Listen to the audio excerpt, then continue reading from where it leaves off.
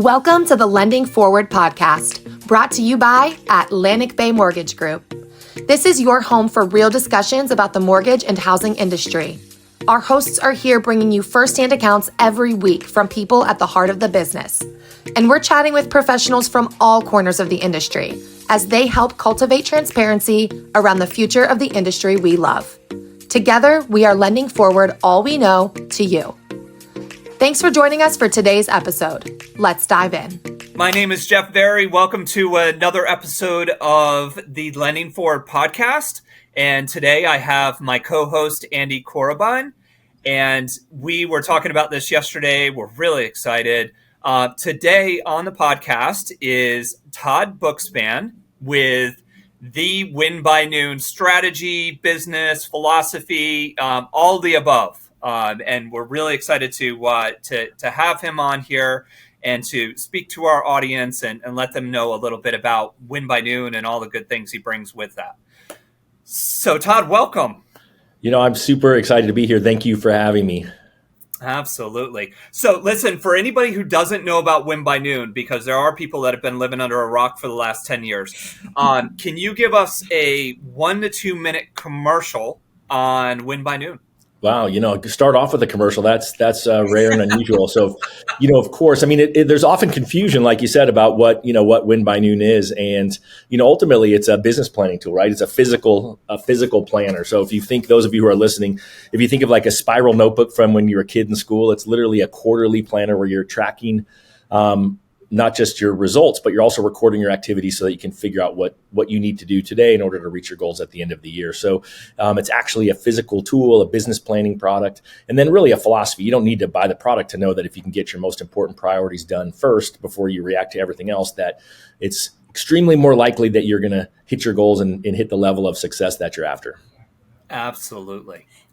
There's a real estate version, right? And a mortgage version. There's also another. Is it targeted towards CEOs or sales, or what does that look like? Yeah, great question. We have we more or less have 4 editions plus some custom ones out there, but we have loan officer, real estate agent, insurance agent, and then what we call executive, which is really for anyone that's in sales that's not in those other 3 categories. Okay. And so we've got lots of leaders in the mortgage space and other industries that use that. And then we have some large customers, some large coaching organizations that use it for all of their team members. We've got a financial planning firm that we have a custom version out there for. So we have some fun out there figuring out how to make the world more productive one day at a time. That's awesome, Todd. And certainly you don't have multiple versions unless there's success there. So, very excited, about your success. And I love the philosophy. It's something that I coach on, all the time is, get your, work on you in the morning, every morning, because otherwise, the day just happens and all of a sudden things get crazy and you don't have time to focus on the things that are most important. So, absolutely focus on the things that are most important, right? Yeah. I always say, we've all gotten up in the morning. We've had an amazing to-do list of things that were truly critical to drive our business forward, and then gotten to the end of the day and realized that we didn't get those most important priorities done. And I believe if you have the intentionality around one, knowing what the activities you need to do, knowing how many of those activities you need to do in order to reach your goals, that it's way more likely that you will hit that every day. It's kind of a self-accountability tool. I've got a lot of folks who use it in partnership with other people in their branch or with their real estate partners. And that's even when I'd love to see it even more, is because they're working together to build better businesses. That's awesome. I got to put it out there. What if I'm not a morning person? What do you say to those people? Well, you know what? And you don't have to be a morning person, right? I'm not saying get up at 4 a.m. I actually, since COVID, I rarely set an alarm. I only set an alarm when I'm going to the gym to work out, or if I've got some other early reason to be somewhere. I'm a big believer in health, and so we track things in there like sleep and habits and other activities as well. Right. And I always laugh. I have a realtor, and she's just a huge fan. She's local here in Arizona where I live. And she came running up to me at an event that we were at. She's like, Todd, it's so good to see you. She's like, I can't win by noon. In fact, I don't start till noon every day, but I can win by 5. And I think that's really awesome. Ultimately, there's people every week who email me like, I win by 1. That's great. The whole goal is to know what you need to do and to be intentional around it, because stuff does pop up. But what I find is that we treat things that other people want us to do as urgent when they're just important. And, important means it still needs to get done today, but it probably doesn't need to get done, before you call leads, right? My story is that back in, let's call it 8 years ago, right? So I don't do loans today anymore, but I had a great 3-year run. I did $80 million, about 400 loans in the Phoenix market 3 years in a row. And It was really good numbers, great income, but I'd written a business vision that said I was going to be a $100 million producer. And I believe that my goal is to help people reach their potential, whatever they believe it to be. I don't think everyone needs to be a $100 million producer who wants to be one, but I had said I thought I was capable of doing that, and that was my goal. And so when I reflected at the end of the year at really what was getting in my way, I realized it was that I was allowing other people to set my schedule for me when it was convenient for them. And what I found was if I just said, gosh, you know what, I've got a commitment at that time, could we maybe meet at 2 instead? Most of the time, in fact, almost all of the time, people said yes. And so that next year I blocked my calendar from 8:30 to 11:30 every day.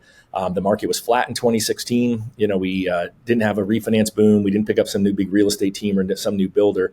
Rates didn't drop. I mean, nothing really happened that was different than the year before, but I grew my business 45% just about. I closed 551 loans, just under 115 million, by just truly focusing on what I knew I needed to do every day and making sure I got it done and just making a commitment to myself.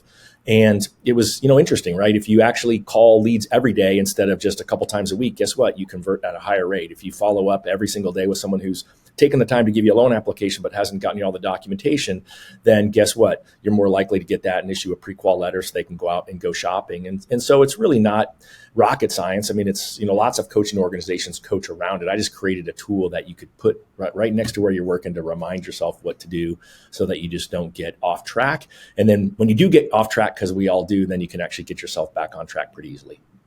Awesome. Hey, listen, it's funny that you bring up rocket science. Oh, yeah? So you've got an oldie but goodie story that I don't want to ruin accidentally. So I'm going to let you introduce it because you know exactly what I'm talking about. I do. And it's funny, when you and I prepped for the show and we talked about it, I actually, I taught it when I taught business planning over the last couple of weeks, and I added it back in again. I was like, I'm going to bring that one back because Jeff liked it. It really goes back to the space race. Back in the 60s, JFK was president and he said, hey, by the end of the decade, we're going to the moon. And I think that we all overthink things, right? But certainly going to the moon is pretty complicated. I mean, there's a lot of things that you need to do. But one of the things where the folks at NASA got stuck was on creating a space pen, right? They needed a pen that could write upside down, right side up, super cold, super hot, gravity, no gravity. And during that time, it was a big deal to create this writing instrument, and it cost a lot of money. Depending on which of the people you believe, it's at least $1 million in today's dollars to create this stinking pen that you can buy on Amazon now for $3 or $4, and as high as over $10 million for that. And at the time, if you remember history, we were in the space race against the Soviet Union, and they had the same problem we had. They needed to have the ability to write upside down, right side up, no heat. Super cold, super hot, no gravity, all that kind of stuff. But they didn't have the budget that we had. So they just took up a pencil. And so it's this whole idea of just keeping it simple, right? I always say think pencil, not pen, because I really do think that we all overcomplicate things. I got a buddy, his name is Michael Regan. He's a coach at Building Champions. And he always says that complexity is the enemy of profitability. And then I added on it this week, that complexity is the enemy of profitability and productivity. And if you just keep it simple, again, old school to me it works. And, the bottom line is that if you can execute at a higher level, you're going to probably have a higher level of success. Absolutely. Jen Gottlieb, I think that's her last name, has a new book out there called Be Seen. And she talks about a rule of 51. And the rule of 51 is, just jump on it. If you're 51% certain or sure of something that you want to move forward with, just jump on it. Too many people wait. Like you said, we overcomplicate it. We try to get to 90, 95, 98% before we pull the trigger and actually try something. Yeah, that's so smart. I just wrote it down. I'll have to check it out. That's awesome. Yep. Good stuff. So Todd, Jeff and I are on what we call sales support. So Jeff is in coaching and strategic growth. I'm in business development. And I know with your success, it was most likely not done alone. Could you speak about, the people you had around you supporting you during your most successful time, and even when maybe the market was a little weak and you weren't really producing as much as you wanted to? Well, it's funny. I had to, you always have to, grow up and be comfortable with your own skin in your past, right? And so, I got in the business right after 9/11, so 2001. And as you know, rates were coming down at that time. And I was really lucky. I actually had a friend who was a property manager who had just gotten in the business. And the first home that I financed was the first house that he sold to a first-time home buyer. But I also was able to refinance, 24 properties for one client. I was refinanced 7 or 8 properties for another. I mean, it was really great for me to have those relationships. But then, like many people, as the market turned in the financial crisis, I was not just flat broke. I was negative, like almost $1 million. I owned properties that were upside down that thankfully I still own today and, have very high amounts of equity and higher rents. But ultimately, I was just really negative at that time. And so I was really fortunate. My wife is a non-practicing attorney. She's super smart. We've been married for over 30 years. And she's very humble. And she kind of laughed at me because I was struggling to close these $50,000 loans. And so at that time, my wife got into the mortgage business with me. And I really had someone who I could trust to really build the future. I was also coached early on by Building Champions, and then I became a coach for them after I stopped producing. And so I love that, you guys have internal coaching. I think that's a great opportunity. And so for me, I really built a team. You may have heard the term. It's from Dan Sullivan at Strategic Coach, called Unique Ability Team. And so I knew what I was really good at from the start. One of the ironies of when I started in the business in 2001, I was actually a stay-at-home dad at the time. I was getting my MBA at night because, every person in the mortgage business should have their MBA. And I just worked during the day. I dropped my kids at school. I would go to the office, and then I would immediately turn back around at 2:00 and go pick my kids up. And so if a client called me in the afternoon, there's kids screaming because we're probably on the playground doing something fun. But even at that time, I had a stay-at-home mom friend who highlighted my applications and did all the names in my CRM for me. So I always built a team around me of people who would do, a great job. I mean, I love that you have business development support. I think that's really important. So, when I talk about people scheduling for me at that time, I grew a mortgage company with my wife from 4 loan officers to 4 branches and about 100 employees over a 3-4 year period before that company got sold. And so during that time, because I was recruiting, we have a business partner who runs sales of our team today. My wife runs operations of it. But it was always people that would schedule things. My business partner would schedule for me. I had an assistant who would schedule for me. I had a business development manager who would schedule for me. And of course, my wife could schedule for me, but she always won. If there's something that she needed done, that would typically fall in that case. And so I do think you can absolutely build a team. And I love organizations like yours that provide those services, because I think that's a huge value to your loan officers. Absolutely. Yeah, having your wife is like the best support team there is. Well, there's also some, risks of working with your spouse. She would probably know your boundaries. She'd probably say that, and we've been married 33 years, so it's like, it's interesting because I do have lots of spouses who are going to go to work together who call me for advice. So that's awesome. it's the easiest advice is just stop talking about work when you get home, because my kids would be like, "Dad, come on," because it was always me. It was never my wife. Right. That's awesome. So, Todd, one of the things we talked about too, because I wanted to go again. I like going back. I like going back to the old stories and the olden but golden.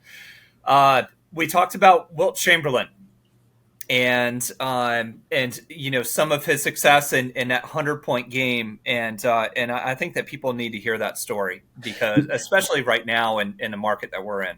It's funny you say that, because that was the story I replaced the pencil and pen story. But, a lot of people have heard of Wilt the Stilt Chamberlain, right? He was known for a couple of things. One we won't discuss. You can just Google him and find out what it was. Yeah. But the other was that he had the 100-point NBA game.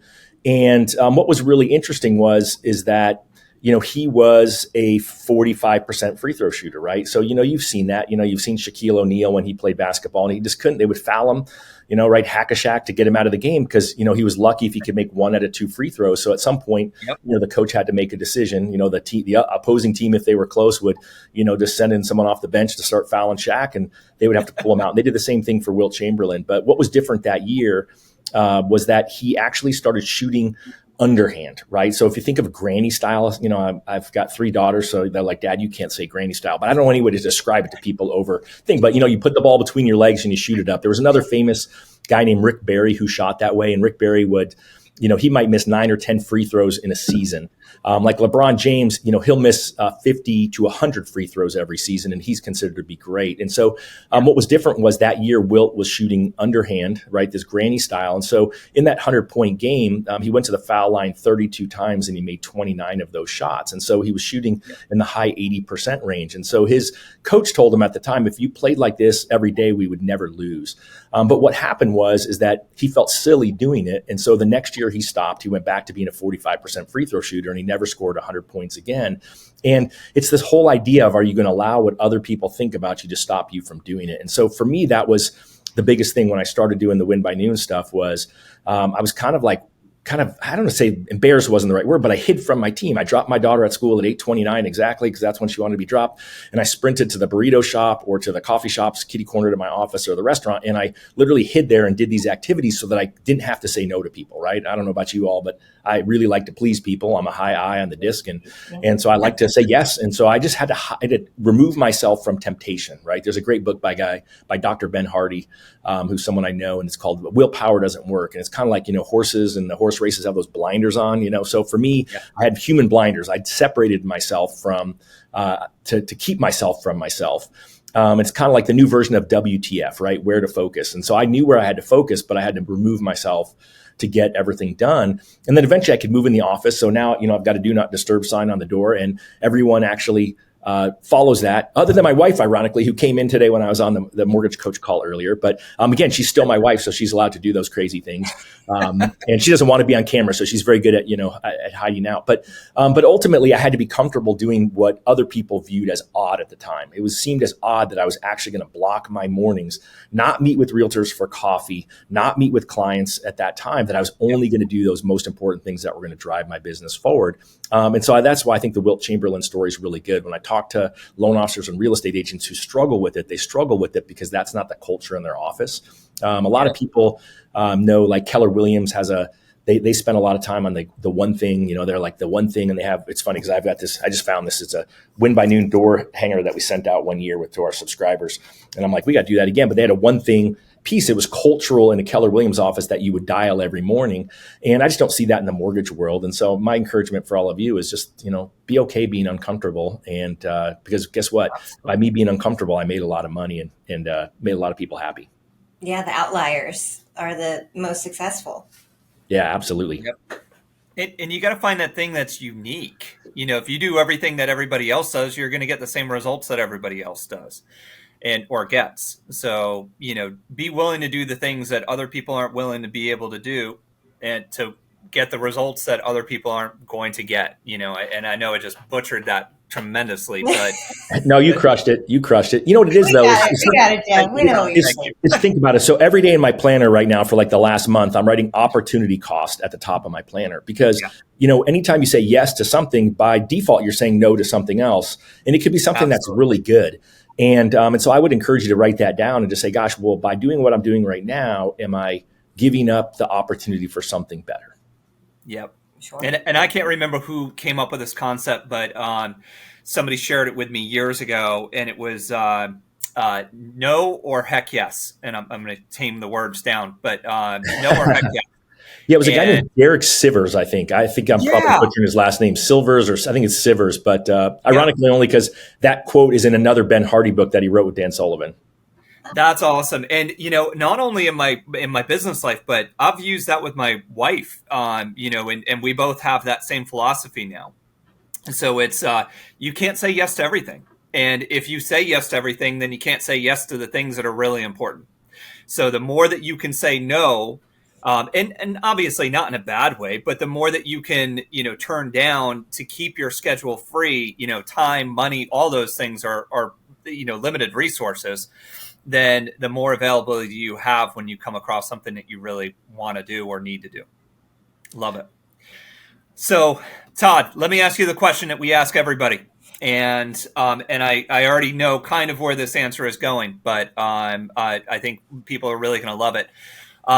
how are you going to lend it forward in 2024? It's funny. I was thinking about that, right? Because I've listened to lots of your shows over time. Awesome.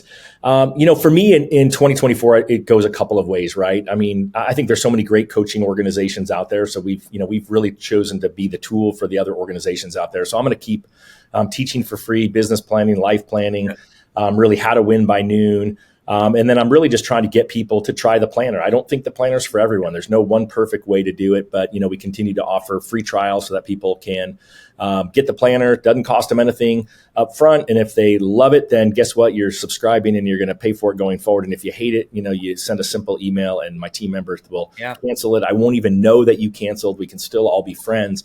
But what I love is every time I bump into someone when I'm at a mortgage event and they are super gung-ho that they have a little bit more productivity, even if they just use Win by Noon as a to-do list. So that's how I'm paying it forward. And then, I should give a quick plug for First Home IQ, which is the nonprofit that I co-founded with Kristen Messerly and Dave Savage.